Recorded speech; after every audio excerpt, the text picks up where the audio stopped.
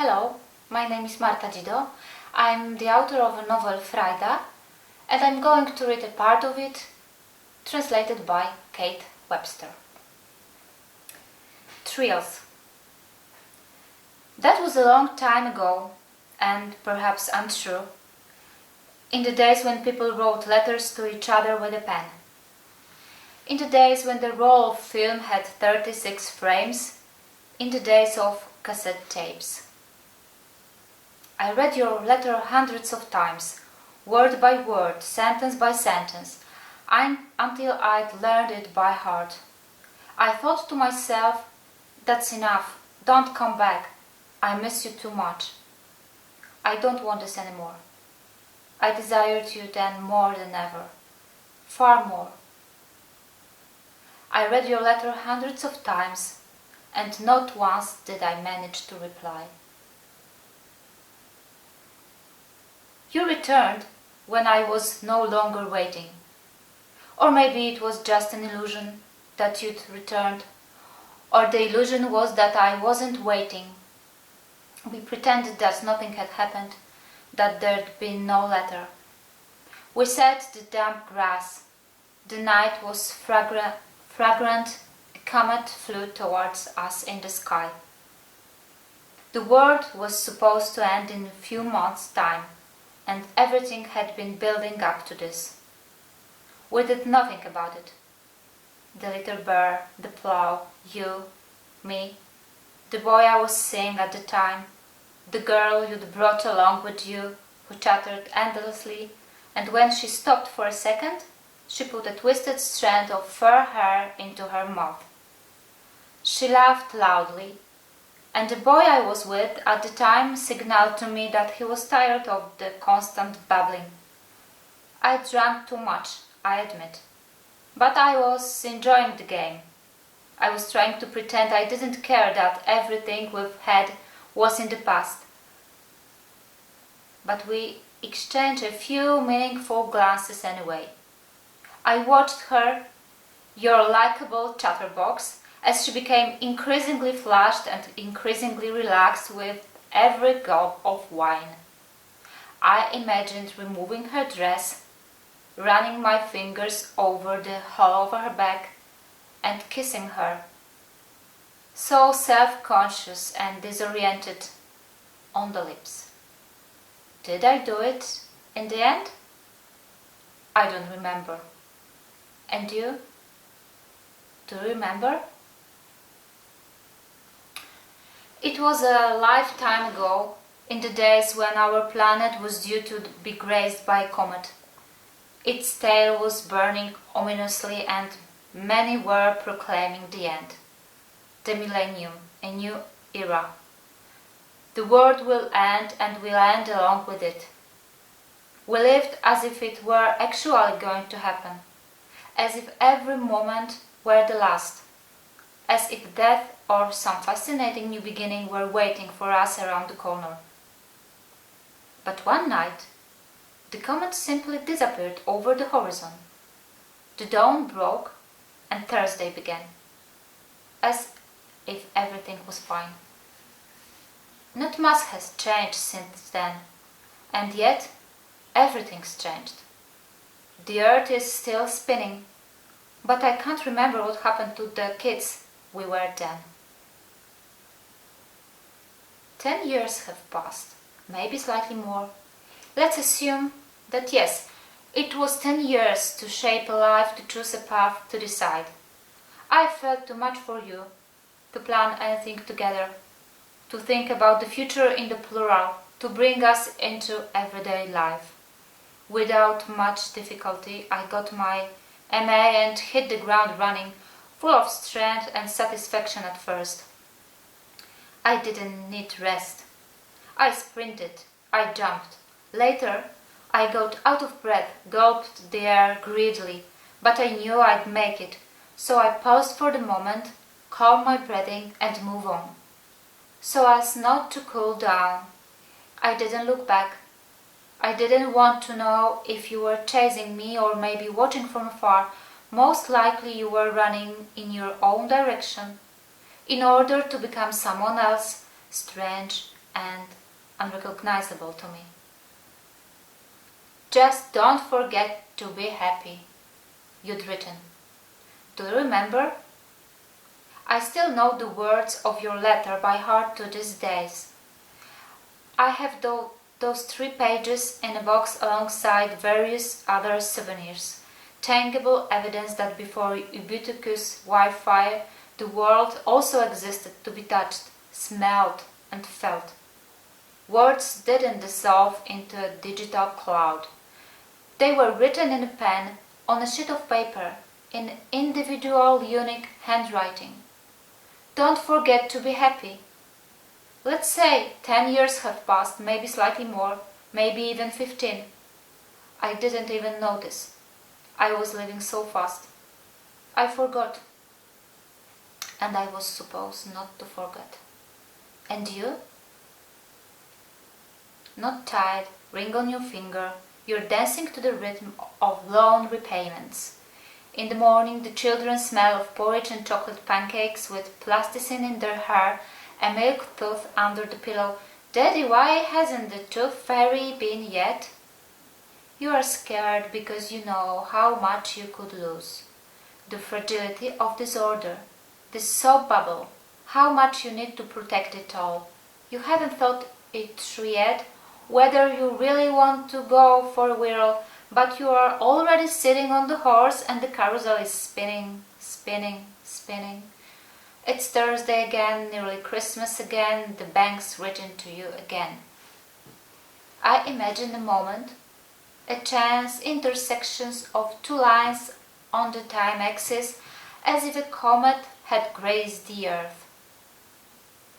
Randomly and unexpectedly, on an unpleasant and humid morning, on my way to work or some important meeting, among dorms of impatient drivers, amidst the exhaust fumes, I saw you hurrying along on the other side of the street.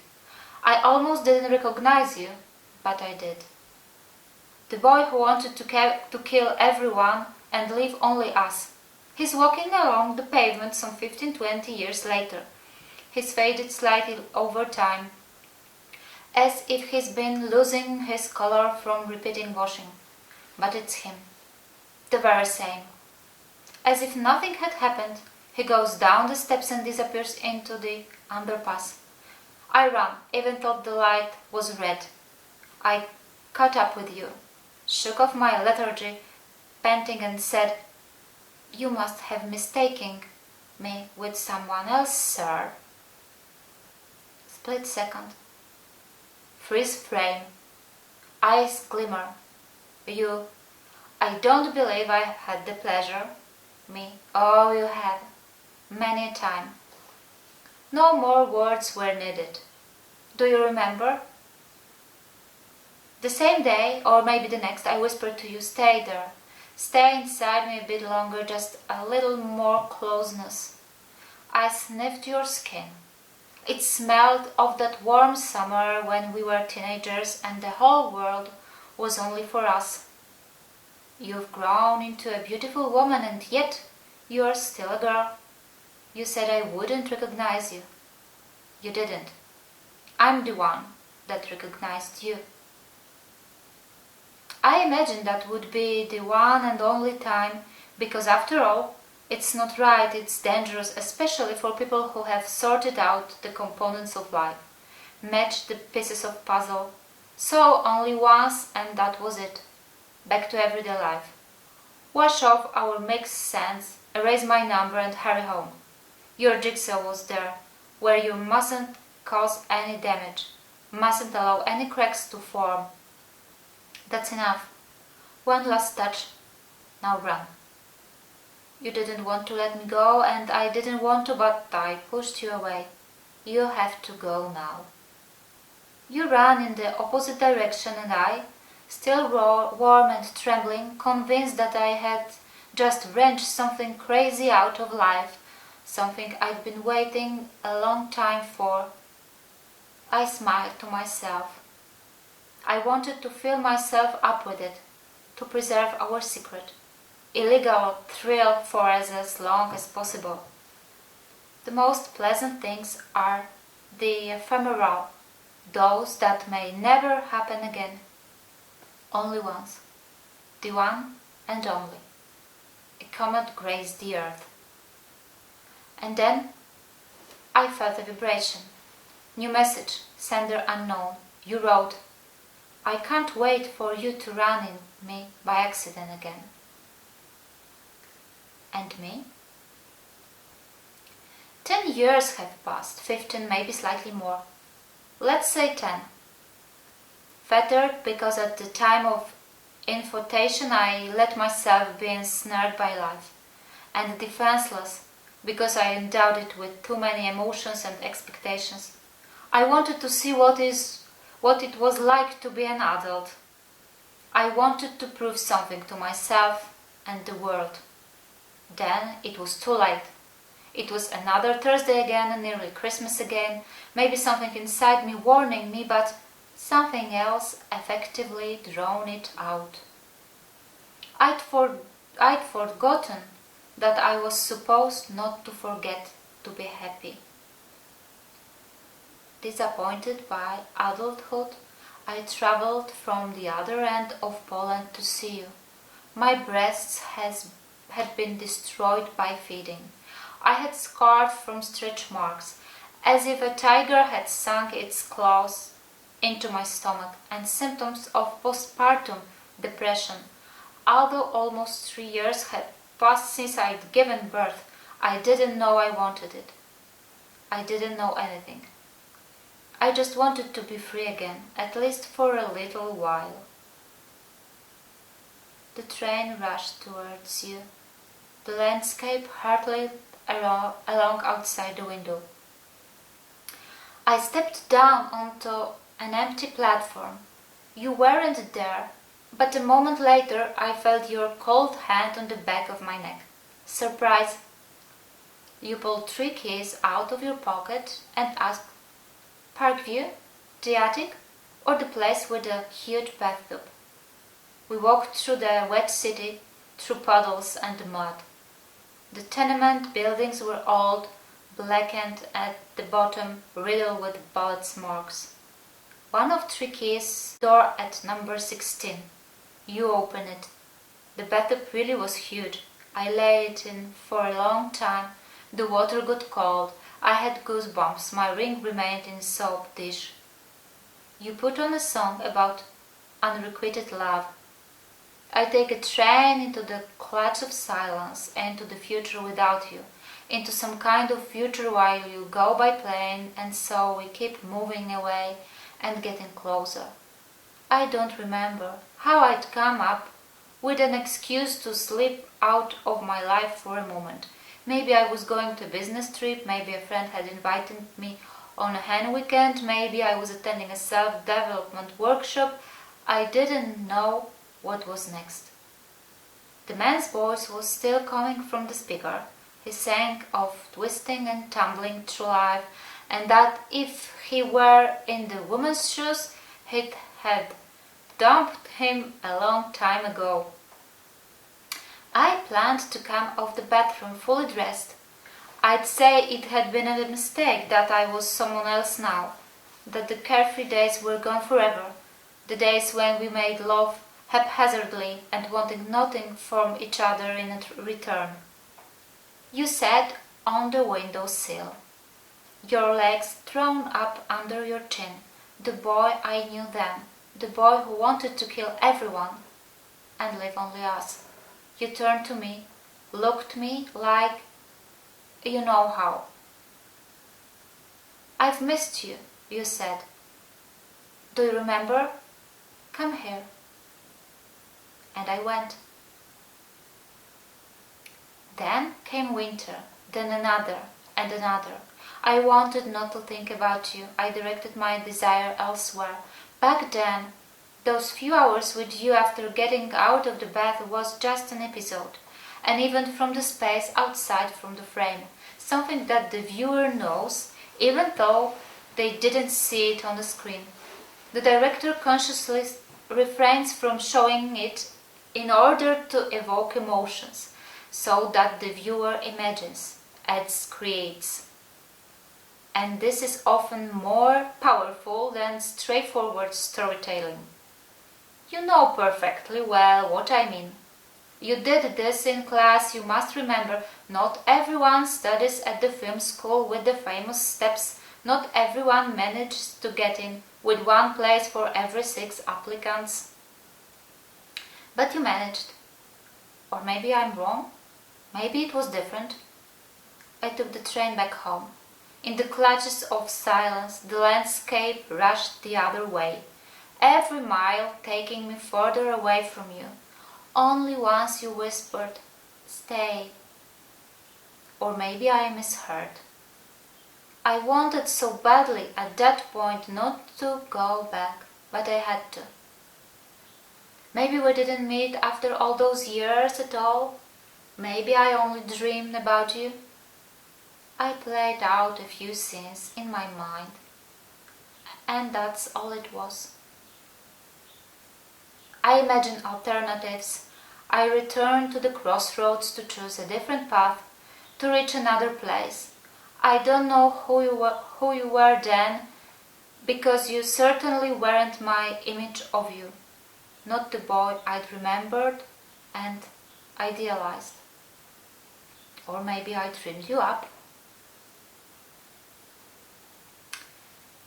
It was one of those days before the end of the world, before the millennium, in the last century.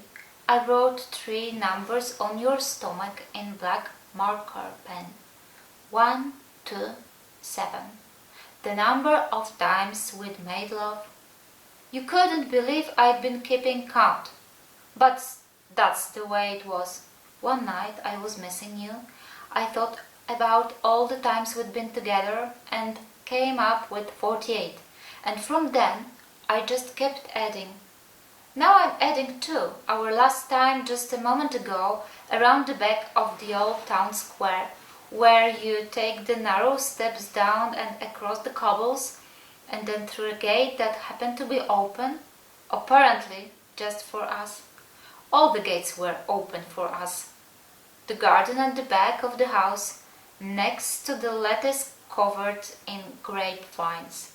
I wound my fingers around the lattice, and your skin smelled of thyme, marjoram and sweet pepper. You managed to shout to your friends, "I'm nipping out for 10 minutes, won't be long, just getting cigarette, I'll be back."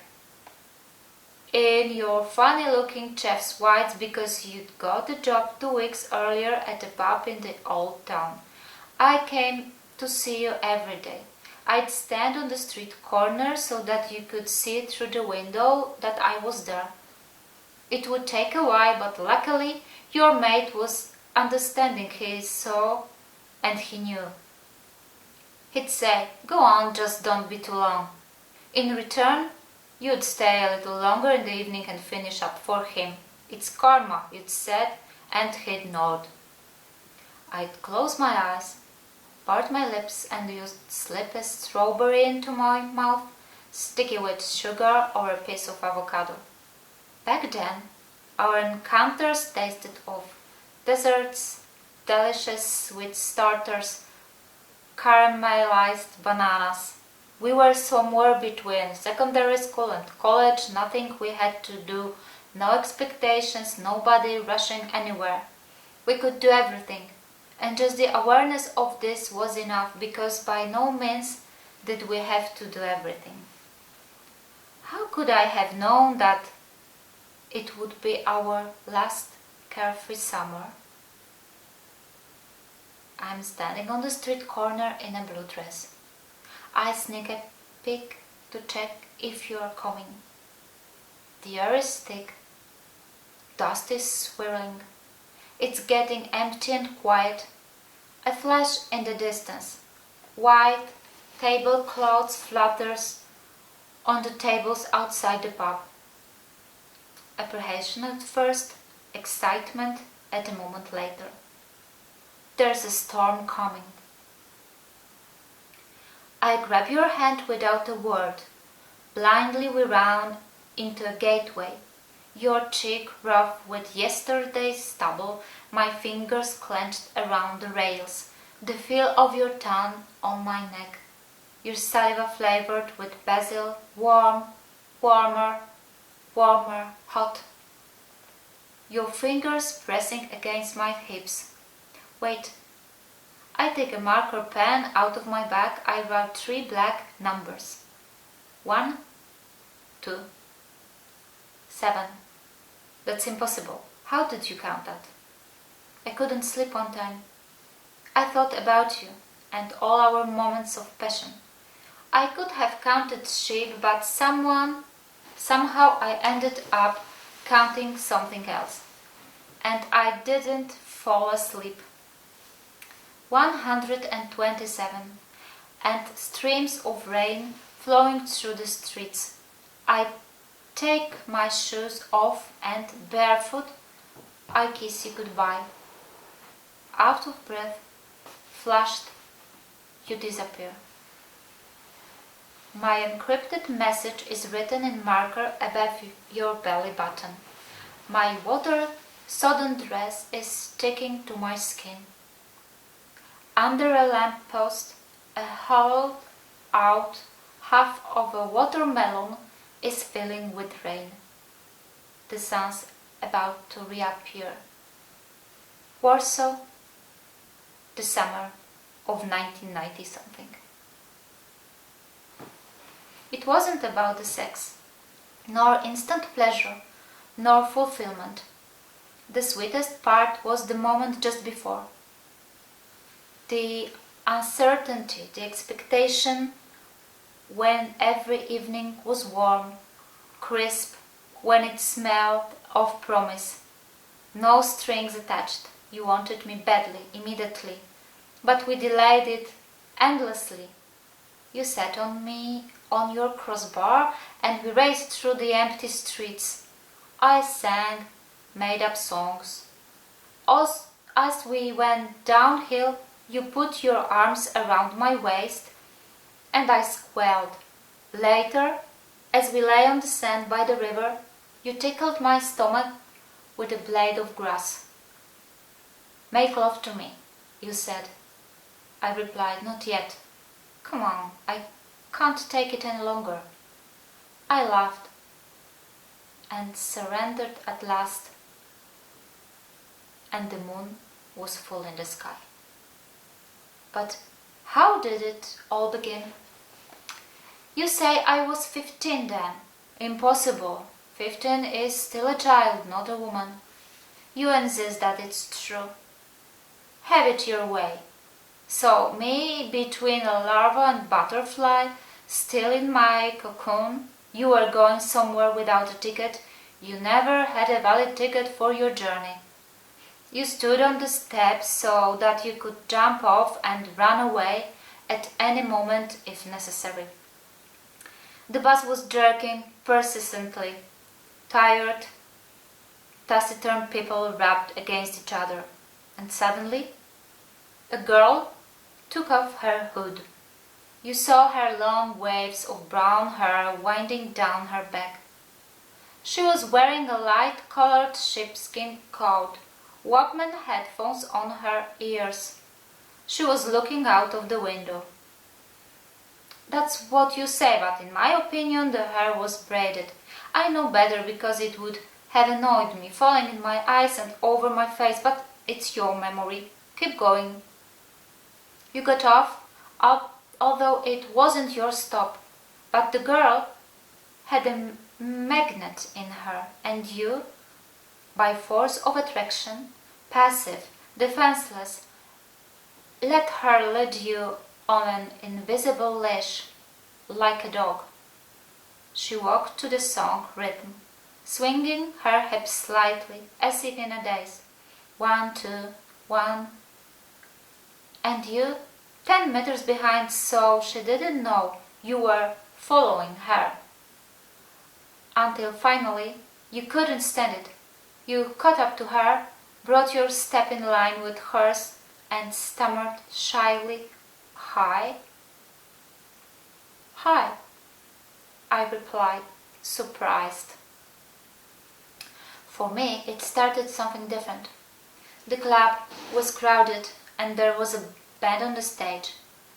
There was a whine in our ears from the noise and the cigarette smoke fog in our hair, because separate areas for smokers back then. People were swaying in a trance, girls with rings in their lips or eyebrows, boys with dreadlocks, collars around their necks. "Cloud, you are pink," sang the vocalist in melodramatic recital. Or maybe not. Maybe that was another time. Perhaps then it was "Let the foreign ground give way under our feet, and we will hold hands." You say, "No, it was a different song." "I know what I want, but their eyes are made of wood." Yeah, right, you've never been able to remember some lyrics, and now music? Yes, you could always tap out a rhythm. Lyrics though, but have it your way. So the room was packed, 3 chords and murderous roar, and a song about the future not existing. Maybe, although for me all songs were about passion then. The boy I remember was squatting against the wall. He was wearing orange trousers and combat boots, hair dyed green, protruding elf-like ears. I couldn't resist. I'd been hit by lightning. It struck out of the blue. I crouched down and sat next to you, electrified by the fact that it was now or never. Without saying a word, I kissed you, long, deep, light-headed. You looked at me and I felt you whisper in my ear, "You kiss pretty well. Who taught you that?" A few days later you knew my phone number by heart. Mom would shout from the other room, "It's for you again." I'd pull the cable along the hall, sit by the door. The receiver was hot. It pulsed red. That was what happened in the days of phone booths. The impulses would gnaw away at you as you stood frozen cold, ignoring the people who were waiting in line behind you, impatiently shuffling their feet because they also had things to discuss. But who cares about other people and their arrogant matters? Yours was more important, the most important in the world. Yours was the only one in the entire universe. You'd bring your mouth close to the receiver, closer, as if you believed you could touch my lips on the other end of the cable a few miles away. "What are you doing?" you'd asked. "Nothing special, just revising." "Have you been thinking about me? Do you miss me?" Me. "So much," with the vowel sounds elongated. You'd replied quickly, like wraith of fire. "What time do your class finish tomorrow?" I knew you'd be outside the school, right behind the fence. You'd take my backpack and we'd run somewhere, into a gateway or to the nearby park. You would ask, "Can I kiss you?" During those few short weeks you'd always ask, "Can I?" Before you took off my top, before you undid my trousers, before "Can I?" You knew that I wanted to, that you didn't need to ask. Because I'd fallen for you, I was up to my neck, up to my ears, I was drowning in you completely. But you asked anyway. I gave permission for everything. The moment the last school bell had rung in June, we were standing on the road, in the heat and dust, holding a piece of cardboard scrawled with the name of our next destination. Penniless, breathless, without a doubt in our minds. We turned our faces to the sun, and it gently licked our cheeks. We stole courges from the fields, apples from the orchards, wine and chocolate from the shops. Sometimes someone would let us pitch our tent on some land near their home. We'd write down their address, and later on, from another place on the map, we'd send them a card. Dear sir, dear madam, good people, warm thanks and greetings from our endless holidays, from the kids who slept in your garden a while back. Every night you'd light a bonfire, look into the flames and read stories from them, about the treasures you would find one day, about the necklace of an Inca princess who, fleeing her persecutors, wandered the south of Poland, about Fabergé eggs and a mysteriously murdered gypsy king, Arab coins hidden in a jug, a chest full of gold. Yes, yes, I'd murmur, we'll find a treasure, and then we'll live happily ever after. And I'd fall asleep with these stories, within the margins of the footnotes, asking myself, do we really need this treasure for us to be happy? But the dream would come faster than the answer. Your words disappeared into the distance. The gypsy king escaped from the golden jug. The Inca princess hatched out of the egg. The orange tongues of fire shot sparks into the sky where Mars, allegedly the god of war, was turning red. In the morning I ran to the lake. I submerged myself gradually under the icy, undisturbed surface. At first it hurt, but a moment later I felt a rush of endorphins. My heart went crazy. A pleasant shiver ran through me. I pushed off from the bottom. I was out of my depth. Dawn was glowing on the horizon. Me and the narrow green thread of the shore in the distance, increasingly narrow and far away. Then I reminded myself, don't get too used to it. Just don't. I turned back with a quick growl. Just reach the shore. Just get back. But just don't get too used to it. Nothing lasts forever. Just don't. It doesn't last forever. Just not forever. Just lasts nothing. Out of breath, wet, freezing cold, with seaweed in my hair, on the shore. We made love for breakfast. You tasted of sweet coffee with cardamom. I tasted like a Kool-Aid. It went on forever. Centuries went by. Civilization fell and rose again. But time stood still for us. The music from the raindrops falling on the tent. The smell of moss. A grasshopper on a leaf. A morning full of dew. A butterfly. The lazy touch of the sun. Eyelids squinting.